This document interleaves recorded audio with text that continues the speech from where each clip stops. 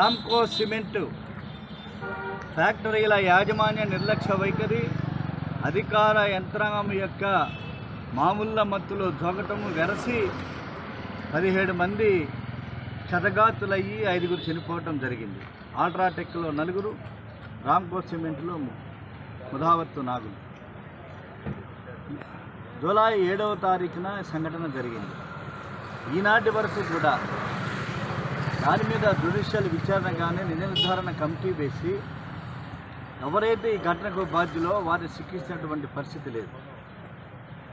జిల్లా collector చొరవతోటి UltraTech cement వారి బాధితులకి 50 లక్షల రూపాయలు మాత్రమే మరి నష్టపరిహారాన్ని ఇచ్చారు. మరి ఏం పాపం చేసుకుంది రామ్కో సిమెంట్లో చనిపోయినటువంటి ముధావత్ నాగులు? కేవలం 12.5 లక్షల రూపాయలు నష్టపరిహారం ఇచ్చి సరిపెట్టారు, భయపెట్టారు. ఈ ప్రాంతంలో ఉన్నటువంటి ప్రజాప్రతినిధులు అడ్డాగా మారిపోయినటువంటి పరిస్థితి మనం చూస్తున్నాం. ఇంత సంఘటన జరిగింది, ఎంపీ వచ్చారని చెప్పేసి రాష్ట్ర ముఖ్యమంత్రి గారు చంద్రబాబు నాయుడు గారు పర్యటించారు. పెద్ద ఇన్సిడెంట్ జరిగింది ఈ ప్రాంతం. అలాగే నారా లోకేష్ గారు వచ్చారని చెప్పి నేను అడుగుతున్నా. గౌరవనీయులు ప్రతిపక్ష నాయకుడు జగన్మోహన్ రెడ్డి గారు వచ్చారని చెప్పి నేను అడుగుతున్నా. డిప్యూటీ సీఎం పవన్ కళ్యాణ్ గారు వచ్చారని చెప్పి అడుగుతున్నా. వరుస వెంబడి ప్రమాదాలు జరుగుతున్నాయి. వరుస వెంబడి ప్రమాదాలు జరుగుతుంటే కనీసం నిమ్మక నీరెత్తినట్లు లేదు ఇవాళ రాష్ట్ర ప్రభుత్వ యంత్రాంగం. అందువల్ల ఇవాళ కమ్యూనిస్ట్ పార్టీకి మేము డిమాండ్ చేస్తున్నాం, రాష్ట్ర ప్రభుత్వందే ఈ నైతిక బాధ్యత వహించాలి.